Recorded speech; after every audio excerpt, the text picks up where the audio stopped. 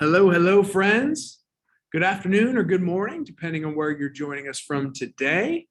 You should be able to see my screen. It says Smarter Healthcare License Monitoring in a COVID World, and hear us as well. So if you can, would really appreciate you jumping into the chat and just letting us know real fast. We'll do a quick audio visual check, and then we will be on our way. Hope everybody is having a wonderful, wonderful Wednesday. We are really, really excited for the session that we've got planned today. Okay, I see a few folks joining in, say they can hear us and see our slides. That's awesome. We will get rolling. All right, friends. Let's now that we've checked it, let's get on about it. Friends, we have a really amazing session for you today. Whether this is your first webinar with Provider Trust or you've been to a few in the past, this is going to be a good one. It's both really tactical and also we're going to spend quite a lot of time today on just what's going on in the world. We are getting asked a lot of questions from our partners and our clients and our friends in the industry on vaccine mandates, some of the Biden administration mandates that have come out in executive orders. That's been a lot of the world that we've been living in. For folks, I'll say just at the front end, for folks that maybe don't know, we actually plan out our webinar topics very far in advance. So we plan our topics maybe 2, 3, potentially even 4 months in advance. So a couple of months ago, we planned out this topic.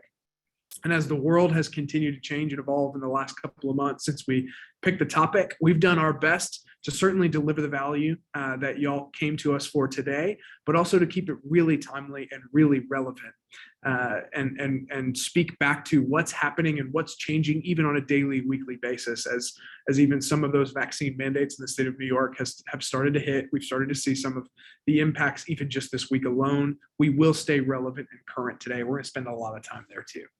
So really excited for the session ahead. If you don't know who we are Provider Trust. We are based in Nashville, Tennessee. We are made with love in Nashville, Tennessee. And we deliver insights from America's healthcare capital. We spend a lot of time working with enterprise health systems and from a compliance and an HR perspective to really make sure that we are adding value and helping compliance officers and HR executives just breathe a little easier. It's a crazy time out there right now. We just continue to be in awe of the work that each of you all do. We've got quite enough folks on the phone today that are C-suite, director level executives at major health systems across the country, and the work that y'all do to keep your patients safe and to keep your people up and running is fantastic. And so we do our best to deliver value to you all as frequently as we can, both in content and in solution. The last thing about us is we believe deeply that a smarter healthcare makes a safer healthcare. What that means is some of the things that we do and that our view of the world is from healthcare license verifications and OIG exclusions to complete enterprise compliance and eligibility monitoring. We deliver all in one powerful platform. What that means is we sit in the middle of a lot of healthcare data and partnering and deploying that data and those insights to healthcare executives across the country. And so it gives us a unique vantage point to be able to deliver really impactful content to you all today. Without further ado, here's the agenda of what we're going to cover. I mentioned staying relevant today. We're going to start with an overview of President Biden's recent vaccine mandate, what's going on in the world and where are we at today.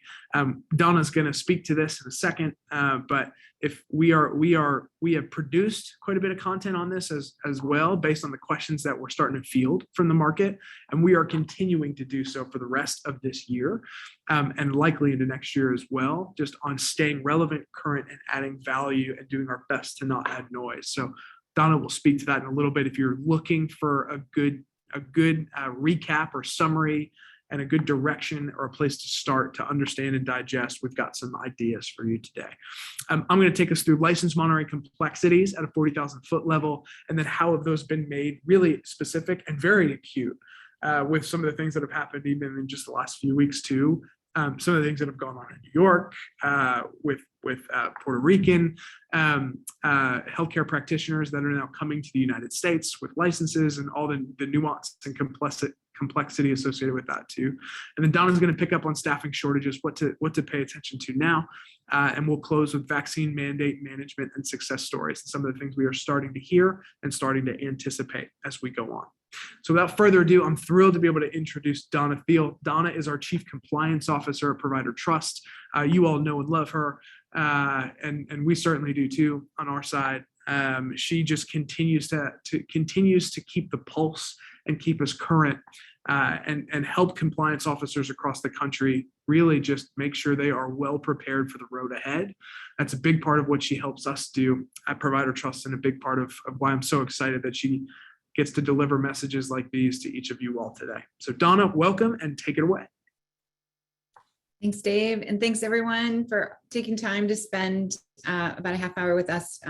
You can tell Dave's talking fast. I'm probably talking fast. We are both, as well as Megan Cannon, another person on our team who's just an amazing resource to us. But I think all three of us have just spent so much time in and around the recent mandate and what it means to us and how to interpret it and how to support our clients in better ways. And this is just the tip of the iceberg, as Dave was saying. So we only have 30 minutes. We'll probably move relatively quickly, but we are excited to continue this conversation. So Dave, if you want to go to the next slide, let's talk a little bit about what we think you need to know and just maybe, if nothing else, kind of validate what you are hearing as well. So we know that originally President Biden came out with an executive order that indicated that all initially just post-acute nursing home providers had to have mandatory vaccinations, right? Shortly thereafter, came out with an updated piece of information saying that this mandate was going to apply to all providers in the healthcare space. We selfishly, I grew up on the post-acute side. I think that levels the playing field. Whether you believe or don't believe in mandatory vaccinations, I do think it's now clear for everyone that there is an expectation, right? There will be mandatory vaccinations across the healthcare spectrum. Also mandated that federal contractors, as well as employers that have more than 100 employees, will also have to have mandatory vaccinations. So what does that mean to all of us? Well, there's going to be a variety of pieces of information that are coming to us. The Safer Federal Workforce Task Force already came out this week with their guidance specifically for the federal contractors. We know OSHA is coming out with their information as it relates to employers that have more than 100 employees. And we know that CMS is coming out with their interim final rule as well, where everyone is speculating that's going to be sometime in the middle of October. I think in the groups that I'm a part of, we're all looking for October, early November to be an awfully important time frame to digest all this information. The first information that came out in the guidance for the federal contractors, their implementation date is December 8th. So that is certainly a date to remember. So watching for all of those mandates is going to be really important to us as we go forward. Let's go to the next slide. So what have we learned so far? We just talked about, I guess I kind of beat myself to the punch on this one. But I think it's really important, if you haven't already, take a few minutes and read this initial guidance that came out. We oftentimes think about who first publishes the information and what we can learn from that. We also recognize in the compliance space, right? Don't get too far ahead of yourself. If you get too far ahead of yourself, you're trying to implement things. And then when that final rule comes out, it's not exactly like what you were anticipating. And you've put some things in motion that perhaps you didn't need to. But I think the guidance that's come out from the Safer Federal Workforce Task Force is important and worthy of a read for those of us waiting for the other two components. So where can we learn? And if you want to learn some more, Dave kind of highlighted this. So last Friday, Thursday, I can't remember, last week, Dave and I and Mike Rosen did kind of a podcast, I guess, just talking about the latest and greatest information as we knew it at that point in time. Dave and I have decided, I guess, that we're going to start doing this on a weekly basis, short and sweet, 15 minutes. Working right now on what that's going to look and feel like, whether or not we can have Q&A as part of that, if we can really ask all of you, and even today in the chat, if there's things that you would like us to talk about or questions that you have that you think Dave and I can research or just share what we're seeing from our clients and the healthcare space, we would love that feedback. And we'll start putting together kind of a weekly update as these new regulations come about, as we see new guidance, as we're really reading the stories and the impacts. We know that several states have already mandated vaccinations, and we're starting to see all sorts of data and what that impact looks and feels like. So we're excited to be able to be good stewards of this information and getting it to all of you in short snippets that we hope are digestible and will fit in within your day and be valuable to you. So watch more for more of that information coming from Dave and the Provider Trust team. Thank you, Donna. So we're gonna take a step back for a second and talk license monitoring specifically at a 40,000 foot level. And really it comes down to what is still hard and what is newly hard. As some of these things are coming out, and some of the regulation and legislation is changing the environment a little bit. And so what's still hard and complex, and then what is perhaps a little bit newly hard and complex as well. So let's start just the healthcare licensure landscape. This is, did you know, right? There's more than 80 disciplines, 50 states, at 2,500 plus boards. So a lot to manage. Certifications are separate, should be checked as well. Most licensing boards also have disciplinary boards as well, where they're posting things associated with a license, potentially a disciplinary action, but it's not the license itself. Per the AACN, nursing is the nation's largest healthcare profession, with about 3.8 million RNs nationwide. And according to the AMA, there are about 810,000 licensed physicians in the United States. As it relates to, we're going to touch on staffing, we're going to touch on making sure you have the right people that are clear to work on the floor all the time. But for us, we pay a lot of attention to licensure to make sure that nurses can be on the floor at a time where you need them, or a physician can be a part of your network and being able to order and refer to your organization, and you feel confident that they can because of their licensure status. And so understanding the landscape really tees it up for what the complexities truly are. As it relates to provider credentialing difficulties, we really bucket this into two ways. We look at inefficiency and cost, and then risk associated with that as well. So from an inefficiency and cost perspective, slow process with potential bottlenecks, this tedious verification and confirmation for each provider's credentials, costly turnover for each provider replaced, which I know so many of us are feeling now. And then on the risk side, no uniformity between multiple facilities. We see this all the time in our day-to-day interaction, or between simply compliance and HR. We talk so much in our content about connecting compliance and HR. It's a big part of the reason why is just because lack of uniformity between the two makes it really tough, especially when you throw on just a situation in the world that is out of all of our hands, but we still need to manage through it. It becomes that much more of an acute pain. And potential bad actors may go unnoticed. Sadly, we do see this as well. When there is that lack of process or lack of uniformity, we do, it's where we live in healthcare that the bad actors can come in. We've seen a lot, we've done some research on this. The cost of just 1 month's delay in credentialing the average primary care physician can amount to over $30,000 in lost revenue due to the inability to bill. And for a hospital hiring 50 primary care physicians annually, such a delay can cost over $1.5 million. So these, as it relates to just simply billing as well, the cost associated with credentialing difficulties is indeed significant. So as we talk specifically about verifying the license and verifying the artifact, here are 3 things to know, which we find, some of these you may look at this and say, oh gosh, this is common knowledge, but the reality is we talk to a lot of folks, especially folks that deal in HR, that it may not be common knowledge as we're starting to think through these 3 facts. So the first one is, as we think about the relationship between exclusions and licenses, almost half of either OIG or state Medicaid exclusions are based on license revocation related issues. There is an inherent tie and connection between license status and exclusion status. One is like in about half of the cases, one can be a predictive indicator of something to come. And so connecting compliance and HR strategies around licensure status and exclusion status becomes just a really smart way to run your compliance, and people operations. Where to verify licenses? Certainly, state regulatory and licensure boards are considered the primary sources for each healthcare discipline.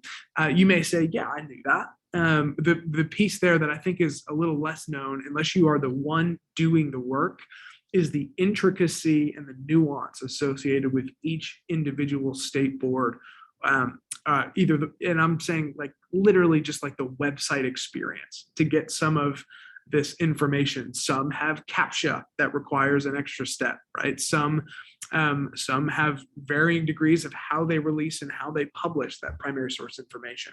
And so the stat here is not only do you need to know where to go to verify the primary source, but you've got to have a proactive strategy to handle the nuance associated with each primary source. And when you look at 2,500 plus primary sources or healthcare licensing boards across all disciplines, that becomes a really significant task to manage. The last piece here is the frequency of license verification as well. Sort of 10 years ago, frequency typically occurs upon hire and license renewal date. However, we know, and we see this all the time in our world, that can leave significant information gaps for status changes, administrative actions, sanctions against the provider's license. So we actually recommend a much more frequent monitoring schedule as well around licenses. We actually go so far at Provider Trust as to suggest an up-to-daily frequency, especially given the changes in staffing and making sure you have the right people on the floor at all times. We actually recommend a daily frequency for some of your more your larger populations. RNs would certainly be included in that, just to make sure everybody always has an active license in good standing at time of care at a time where your patients need it most. Continuing on into the licensing board waivers. So in 2020, as we all reacted to COVID-19, during the public health emergency, lawmakers in some states temporarily waived licensing requirements. They extended expiration dates to say, we are relaxing the regulations to ensure that your people can deliver care at a really unique moment in time. Some states, however, now as we are in 2021 and looking forward, are pulling back their license requirement waivers, even though the Delta variant continues to surge. And so this is a watch out for you all, especially folks in compliance and HR on the phone, is to be aware of which states are pulling back requirements and which states are not. That is something that we help our partners with frequently. So if you have a question about that, please ask. We'll be happy to help, point you in the right direction. But it's imperative to know, is Tennessee pulling back requirements? Is Kentucky pulling back requirements? It is imperative to get that nuanced at a state-by-state level. In January 2021, HHS announced the Fifth Amendment to the Public Readiness and Emergency Preparedness Act, authorizing any healthcare provider who is licensed or certified in a state to prescribe, dispense, or administer COVID-19 vaccines in any other state or U.S. territory, which is really critical to know. And then on September 28th, the New York governor signed an executive order to combat staffing shortages, allowing out-of-state and out-of-country healthcare workers to practice in New York. So not only, this is back to where I started, of what's always been complex and what's now newly complex, that adds a new layer to license monitoring and verification that perhaps wasn't there even before this month for some, depending on where you are in the country. If that applies to you and you're in New York State, verifying and keeping up with not only just out of state licenses, but out of country licenses. And what does that mean for your operation as well is now a brand new challenge that we're all navigating for the first time. And the last piece here on complexities is licensure waivers for requirements and renewals.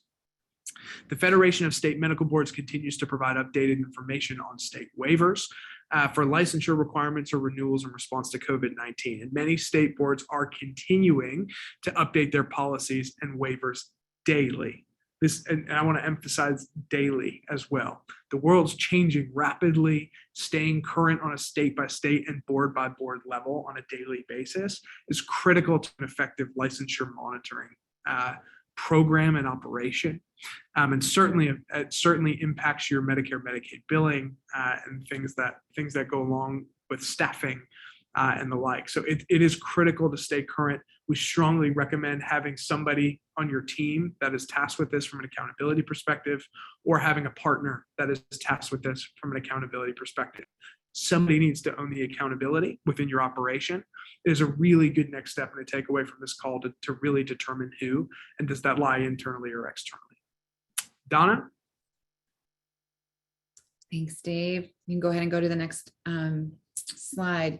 So Dave was just talking about accountability, and it just reminded me of a conversation I had just this week with one of our chief compliance officers of one of our clients. We were talking about something completely different, but we started talking about all the mandatory vaccinations, and from a compliance perspective, what does that mean, and what role should the compliance officer have in those conversations? And she was just sharing with me that she's kind of been on the outside looking in, that it's really been operations and clinical and HR that are handling that. And we were really just trying to think about, like, what's good look like? And I think we weren't necessarily going to talk about that in this presentation, but I think it's really timely and really important to think about, as these mandates are coming about, whether we don't know, right? We don't know yet what the penalties for noncompliance are going to be, but we know there will be penalties for noncompliance. Thus, there are all sorts of ways that compliance should be sitting at that table and having that conversation. So as in this next month, as we're continuing to look at our staffing shortages and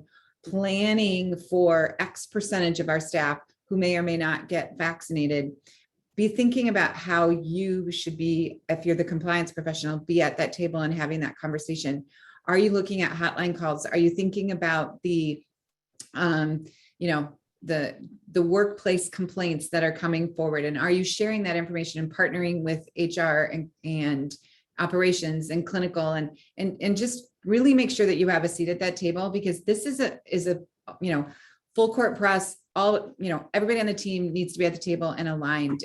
And I think this, as we talk about staffing shortages and the significant impact that's going to have, everybody in the leadership team needs to be on board. So a little bit of a sidebar there, but Dave just kind of opened up that thought in my head, and I wanted to share it. So as we look at specifically some of the staffing shortages, we know that the pandemic itself has absolutely exacerbated just the clinical burnout. You can see statistic after statistic about people retiring early because they're just tired, and they've made the decision that now's the time. I'm going to retire. I'm going to remove myself from being a healthcare professional. We know that this mandate, we believe that this mandate is going to further that. The statistics that we're seeing in some cases are very positive. Dave just talked about New York's mandate that's already gone into effect, and the fact that the governor has already issued executive orders. And as I'm looking at articles that are all over my other screen here, you see some of the organizations saying that they've had 99% of their staff vaccinated, 92%. But then you also have others saying that they've lost 10% of their workforce. And you might say, oh my gosh, it's a celebration, we got to 90%. But then you're also looking at that 10% that you lost. And when we know we already are short-staffed, we really need to start preparing and thinking about that. And as Dave was saying, as we think about, like, Henry Ford here has already come out and said, we're working with recruiters to bring on, we hope, up to 500 nurses from the Philippines. And you start thinking about, well, how do I verify that license? What does that license look like? We know that they have to have a license in the United States. The Philippine nurses do that routinely. We've seen that in a lot of our clients, and that seems to be a really great opportunity. But again, there are only so many people that can come and assist us. So I think in this situation, we can find just statistic after statistic, but I think we hope from what you're seeing from this slide is we know we're there. How can we help you? How can you start talking to your staff about what good looks like? And I think that's what we're going to talk about in the next section is how do you get in front of this? How do we start preparing for what we already know is a really difficult era that's about to hit us?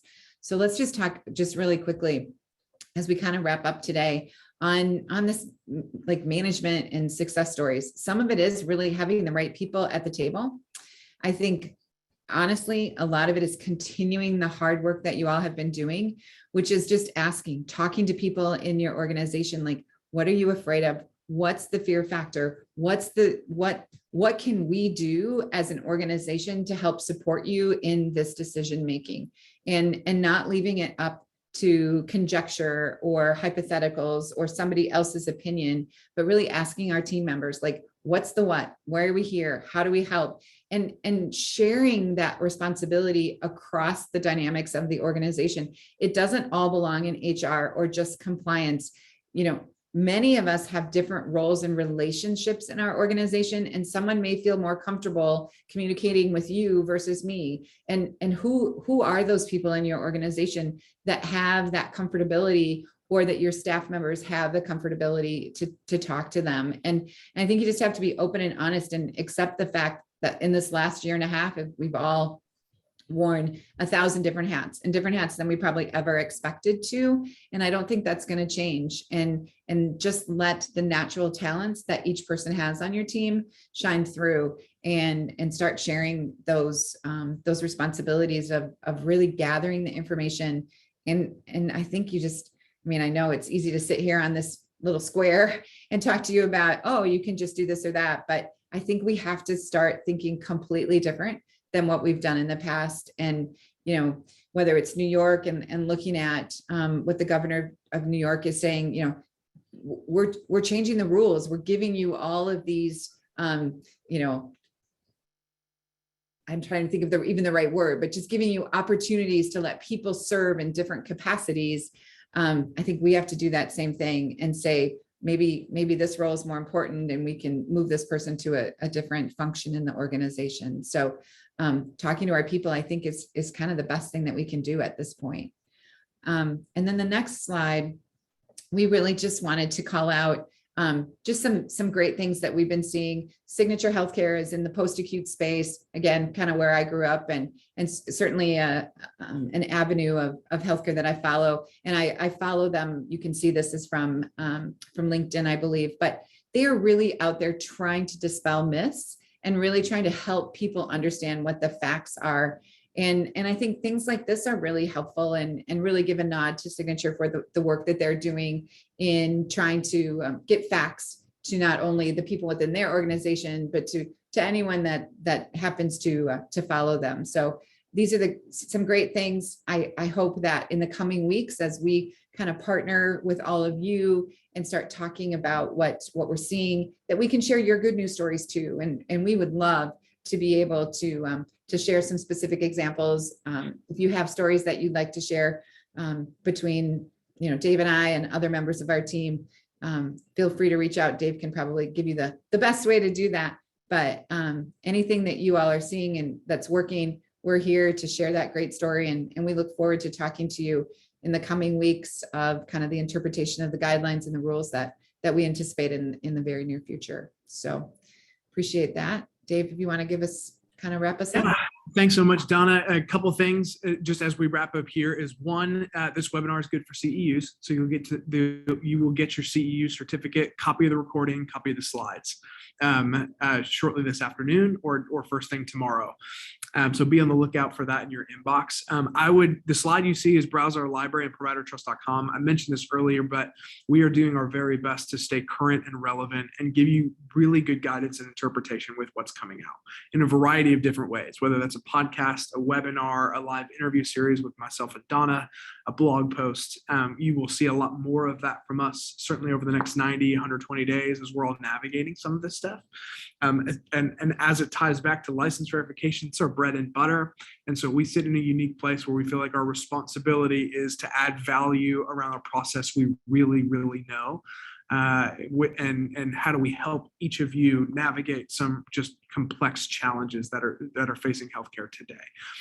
So take a breeze on some of that content today. And then the last thing as we wrap is, Donna mentioned this earlier, Donna and myself will be really doing a 15-minute live Q&A from now to the end of the year as regulation starts to change. And as we are getting just inundated with questions from our clients and the market, we're gonna do our best to answer those in a bit of a more public forum than typically we do.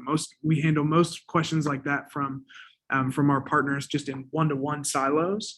But some of the questions are so many and they are so similar that we felt like it would be a really cool moment in time to actually just jump on a quick phone call, Zoom, live stream, whatever it might be. So you'll hear some more details from that probably in your inbox as well as we send out slides, recordings, and all those things. So be on the lookout if you have questions, if we can add value, if we can help as we're all navigating kind of what's going on in the world right now. We would love to. We so appreciate your time today. Have a wonderful rest of your Wednesday. And if we can be helpful at all, simply let us know, friends. That's it. Appreciate the time today.